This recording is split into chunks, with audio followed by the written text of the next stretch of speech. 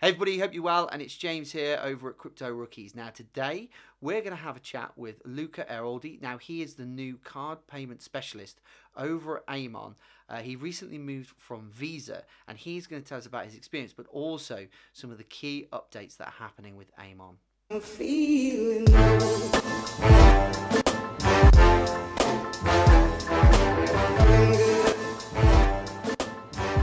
Hey guys, hope you're well, and it's James here over the Part-Time Entrepreneur and Crypto Rookies. And today we have the absolute pleasure. We have LUCA AIROLDI, who is very new to Amon, but he's the new payment card specialist. Now, since this guy's been on board, we've seen a lot of action happen behind the scenes. And today we have the privilege of interviewing LUCA and also asking him some really key questions. And he's going to share all of his knowledge about the project. Hey LUCA, how are you doing? I'm all right, thanks. How are you, James? Yeah, I'm good. I'm good. So, how's your day been over at Amon? Oh, it's been a great experience so far. I mean, as you said, I'm very new to the company, but I'm bringing a lot of experience. So we're having a great time, really great time at the moment. And in terms of, I think a lot of the community have heard about you through the Amon communications. I think you're classed as the Visa man. It would be great just to delve into some of your experiences and just give the viewers, just a little bit of a soundbite in terms of your wealth of experience that you bring to the project. Okay, so just a brief summary. I've worked for nearly 20 years in the payment system sector, and I've always wanted to, let's say, develop a very broad view on all aspects related to this industry.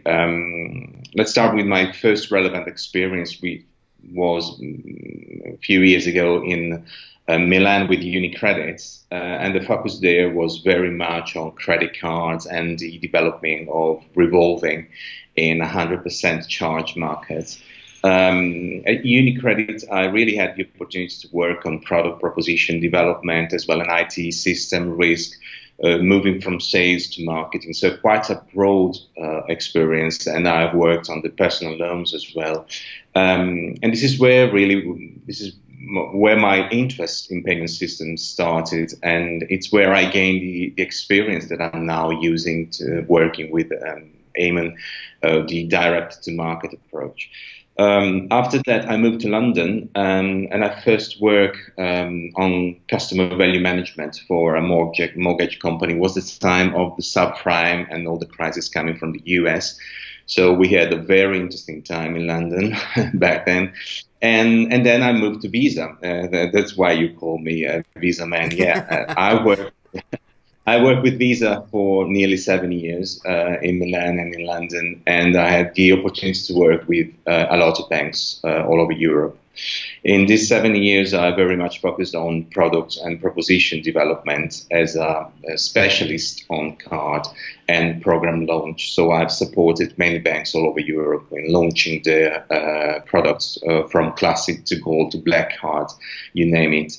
And during my last years as a head of Central and Southern Europe and new product development in the credit area, I also had the opportunity to work on the technical side of these credit cards and to develop myself some innovative tech-based products. So I guess I've acquired quite a broad experience in the payment sector, but I'm very much aware that things are changing quite a lot at the moment. Amon is not my first experience as a startup. Many years ago, when I left PricewaterhouseCoopers, where I was working as a consultant, I decided to join a startup project in Italy, which was focusing on application serving provider and telcos. So I guess it's a continuum for me in a way, even though I had a long experience in big companies. But it's something that you can't regret and you can't hide if you have it in your DNA. Startups experience working in a different way comes always up, and here I am. Nice. And obviously you've come from that payment and banking background, and obviously, as we know, cryptocurrency can be quite a contentious topic. Obviously, you're very open-minded to cryptocurrency. Could you elaborate on maybe some experiences of maybe what other colleagues might think that aren't so into cryptocurrency at all, or? Well, yes, you're right. It's something new, but it's been around for a long time now. So it's not a niche thing anymore. Everybody knows about cryptocurrency, blockchain, and all that kind of stuff. And it's something that is happening. You can't really stop it. You just need probably to understand, elaborate, and adapt to what you do. Big companies, banks are starting thinking about cryptocurrency and how they can integrate this kind of new experience into what they do.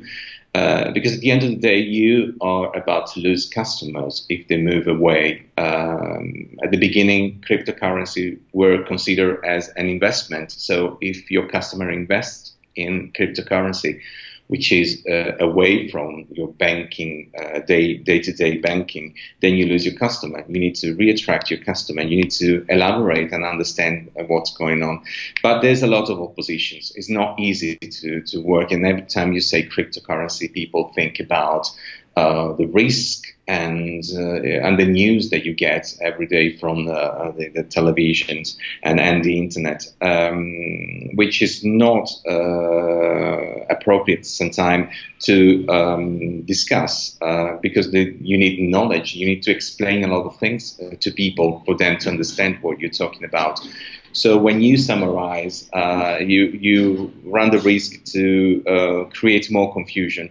Lots of people are not supporting, and lots of people say that it's something that is going to end in a short time.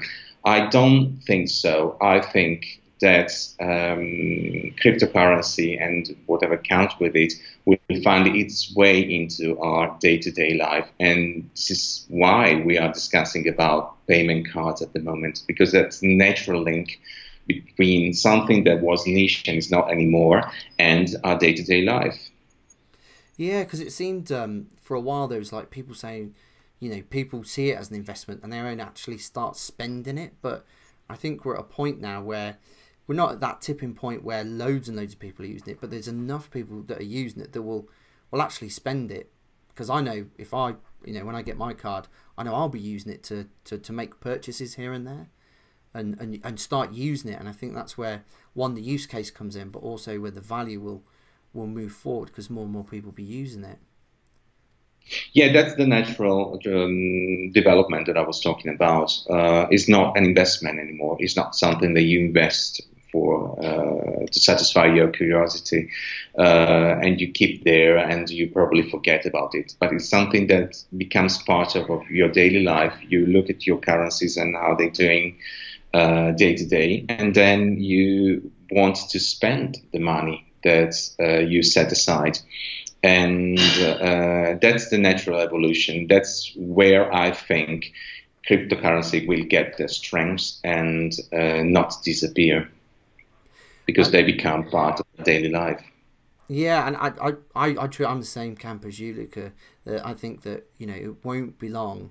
We'll have one of those massive curves where just everybody will start adopting it, and it will just like weave itself into day-to-day life. So I did a whole project recently looking at all the cards in the market and everything else. There's a lot of projects out there. So what attracted you to Amon? Well, as you said, yeah, there's a lot going on on the market at the moment.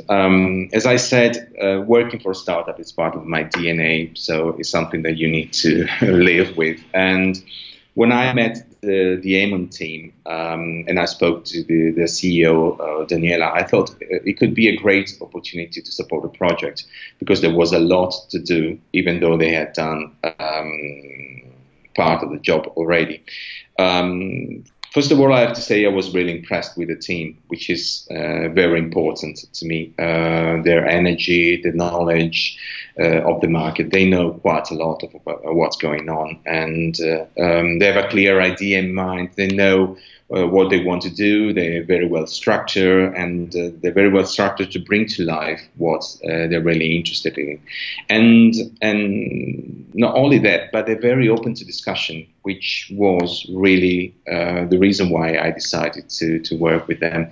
They're open to discuss, assess, develop new ideas, and are really brave enough to create, I think, something that is new and is different. You know, I kind of come from the old school. I worked for Visa, I worked for banks and cryptocurrencies, and what they want to do is something different.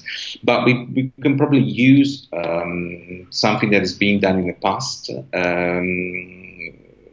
with a new view, with a new color, with the new shades. So we can leverage on that. We don't have to destroy and recreate everything from scratch. As I said, they've done a lot of work in the past year to get the system in place, which is very important, and to attract contributors. They created the community, which they engage quite a lot on a day-to-day basis. And I think they've set the scene to develop the product that we are, and the range of the product range that we're working on at the moment. And I think my experience could be very well combined with their plans to approach the development and then the launch of the payment card. Okay. And so how would you sort of describe the role of the payment card in relation to sort of cryptocurrencies? That's a tricky thing. I think that to understand this role, we need to bear in mind the changes that the crypto world is going through at the moment, and I was kind of talking about earlier on. Cryptocurrencies are not niche anymore, and they are losing little by little their investment hands. They're not all investment, and in doing so, they're getting closer to our everyday life. And this is where a payment card comes into play, into the frame. Prepaid cards, everybody's talking about prepaid cards at the moment. Nobody knew them a few years back. And say cards in general, I think are a natural link that is able to relate the crypto world with how we live and make purchases on a day-to-day basis. This is something everybody is used to in relationship to something. So the card itself, everybody's used to use the card, and related to something, the cryptocurrency, that is becoming more and more popular and less risky. So I guess these combinations could be a really turning point and have a huge effect on the crypto world, give them a new life. And I see this combination, cards and cryptocurrency, as a sort of natural starting point. And what we have to bear in mind that the entire crypto world is being created with the idea of this intermediation. And this concept is key to this world. So no banks, we don't want to do the things that were done in the past.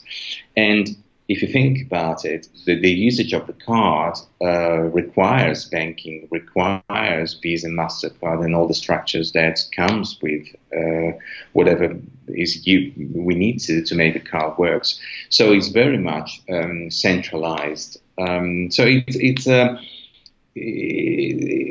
a meeting of two things that are far away, but it's a natural bond that will help cards and cryptocurrency. Yeah, it's really interesting, I think, because like I know that you've got the prepaid cards already, and it's just that next level, and then it will go to another level, and it sounds like you guys are on the ball with that and are very open minded to those things. So obviously, you know, developing a card like this must be very complex and everything else. So how have you guys sort of approached the development of the card? Well, it is very complex, and it is very complicated to explain to the crypto people what a prepaid card is and how it works. And it's difficult for people like me to understand 100% the crypto world, to create a product that is appealing to these kind of contributors and to the market. So what we decided to do was to identify a very structured approach to the card proposition development. I like things done very well in a structured way. So first of all, we researched very well the markets and identified all the players, all the products, with, of course, a focus on the companies that are moving into the cryptocurrency arena. There are a lot of people running the race of who's going to issue the first card, who's going to be the first. So we have really analyzed everything they do. And of course, they do the same with us. But it's not only a question of product, it's a question on how you talk to people, how you present yourself, what kind of words what is your complete proposition. So we analyzed their proposition. And this gave us an idea of the potential card products and proposition we could see on the market in the next year or so. Then we worked on our idea of products and proposition, bearing in mind the fact that we want to create a product that is very much related to an artificial intelligence mechanism that will help the card be a different product and introduce a new way of seeing cryptocurrency in the everyday life. Of course, we needed partners. We can't do everything by ourselves. So we discussed this approach and ideas and the product and proposition with potential partners. And we have identified a sponsor company that is now fully on board with us and is working with us to launch our product range. To develop a product, you need to create a machine that allows the product to work. So we are working on our system, and we want to make sure that everything is done correctly, is working fine, and not only that. This is something I really care about. Everything needs to be agreed and documented. So we got everything written. We got all processes. We gone through a lot of work that will remain and will be used to explain what we've done in various occasions. But I have to say that we need to bear in mind, as I said at the beginning, things are changing quite a lot. In the past, banks used to create a card and issue it, first of all, without really engaging with the customer base. Now things have changed quite a lot. The process is completely different. So we had a long interaction with our community. We have discussed the ideas, the product features. We wanted their view.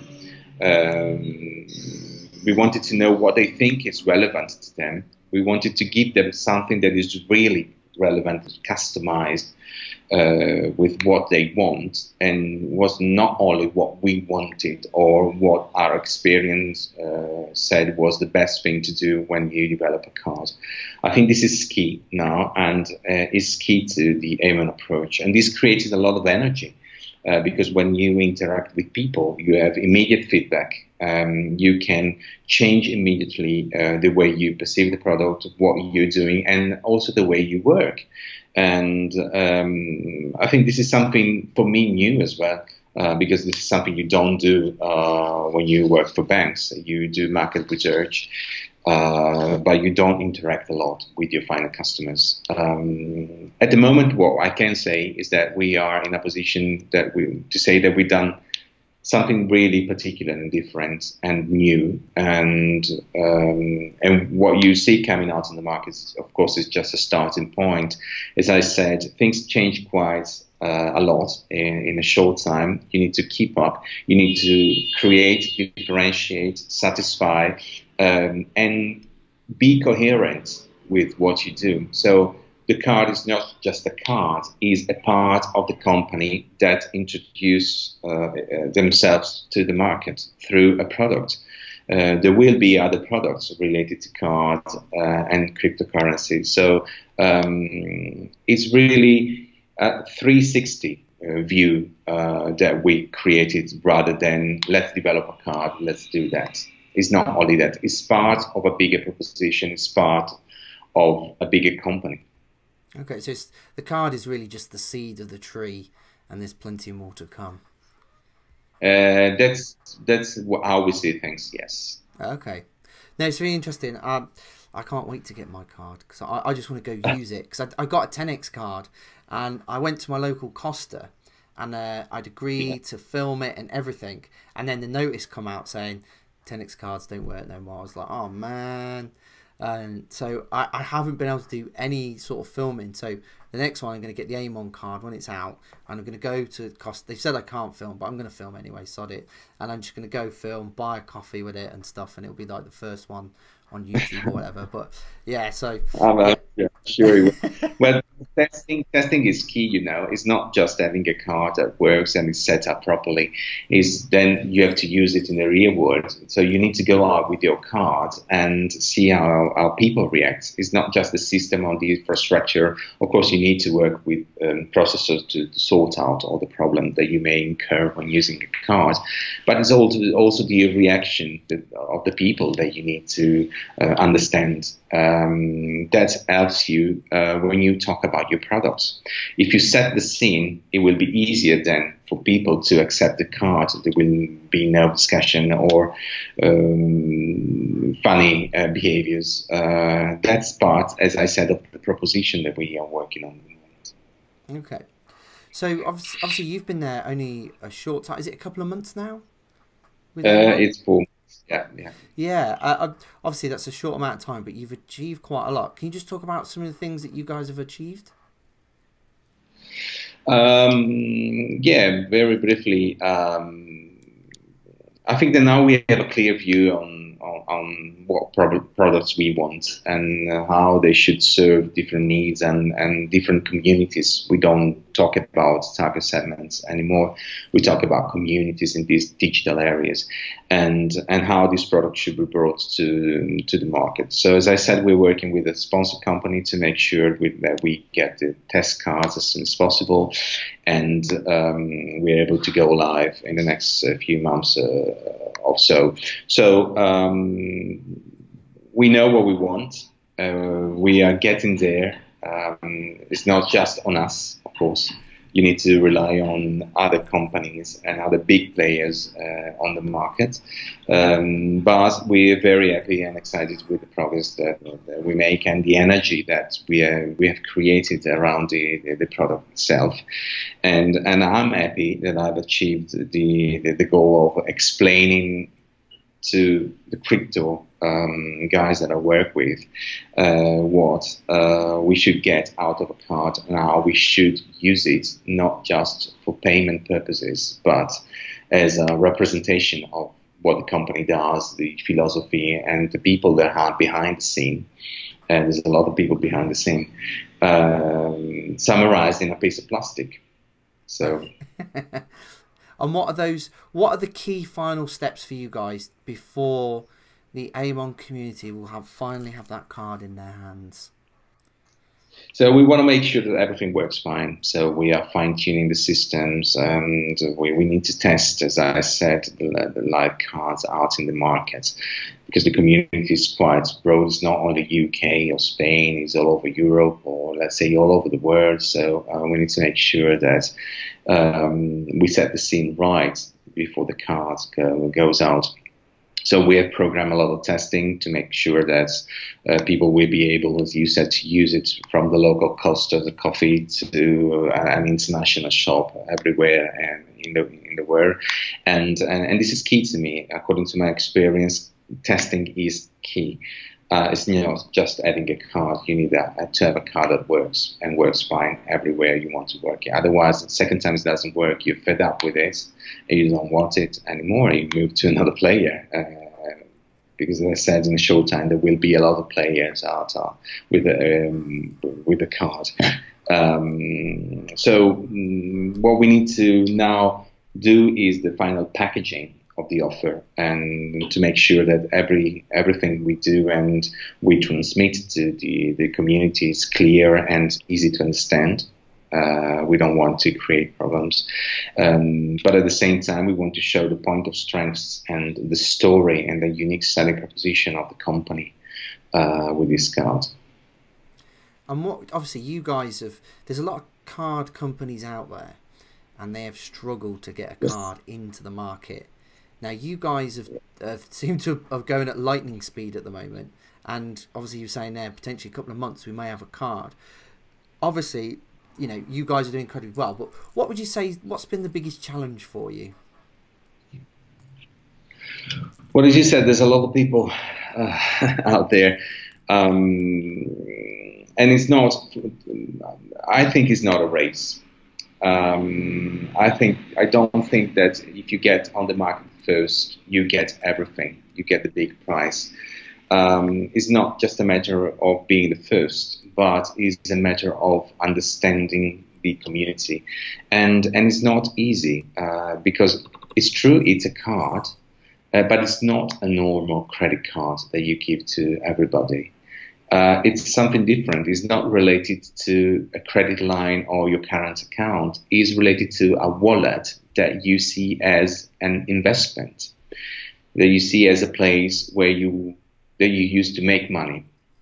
So it's a completely different way of looking at it. So it's not just issuing a card. We don't want to fall into the structure that we all knew and is already out, the classic and the gold and the platinum and then the super Uber card. I don't think it's about that. It's not about add-on. It's not about showing off. It's about using your cryptocurrency in your everyday life, regardless the color of the card, regardless what you get. It's a completely different environment. And for me, it's different as well, because that's the way banks think now, is a tier approach to the market, change the color of the plastic. It's not just about that. I see lots of other companies working on that. Probably other companies that are not talking about what they do will do something different. But I'm sure we will see a full range of different ideas out in the market in a short time. And then we will see them moving towards sets, kind of products that will reduce the opportunity, and we envisage that they will look like each other. So that's something that we don't want to do. So there's a lot of brainstorming going on, new ideas in the company. We don't want to stop with the card. As I said, and as you said, the card is part of a story. So there's a lot of other things that we're working on at the moment. And as I said at the beginning, if you think about disintermediation, card is central now, but banks were at the beginning and they're not anymore. So cards can be moved to other payments opportunities, and that's happening already. Wallet at checkout without a card, non-existing plastic with a number that is created only for the transaction. So there's a lot of things going on, and I'm sure that crypto world will create another environment, things going on that will interact with what banks do, and there will be a lot of challenge, but I'm sure we'll see a lot of ideas, and it's very exciting. Cool, yeah. And can you elaborate on maybe any other products that you might launch in the future, or is that top secret at the moment? Well, it is top secret, of course, but I've got to try, and I've got to ask. Of course. But it's the idea is really to elaborate on the investment side as well, using a card as the card that you use to open your room in a hotel. So to give access to a lot of other opportunities through the card, but not only related to the card, related to cryptocurrencies, related to your approach to investing into cryptocurrencies, or covering what you do with your card. So the insurance world is another area that is of interest at the moment. So I would say two areas: investment and insurance. Okay, and obviously, will you guys be using the Amon token across all of those product bases? Let's see. Let's see. That's something that is under discussion at the moment. Let's see how it goes. I can't really disclose anything. Oh, okay. All right. Cool. I mean, that's really interesting. I mean, to get an update, I know I've been bugging you for a while to interview and stuff, and I really appreciate you coming on. I know you've been really busy sorting out all the licenses, which is obviously a huge piece of the jigsaw puzzle in terms of getting the card out and stuff.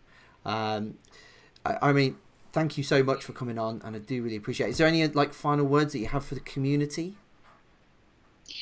Well, I think I said quite a lot. I don't want to bother people running more, but stay tuned, because I think we're coming up with something really interesting, and believe in this approach, and let's see what we can do together. I think that together is the word for us. Awesome. Brilliant. Thank you very much, Luca, and I really appreciate your time. Thank you, Jay. I'm feeling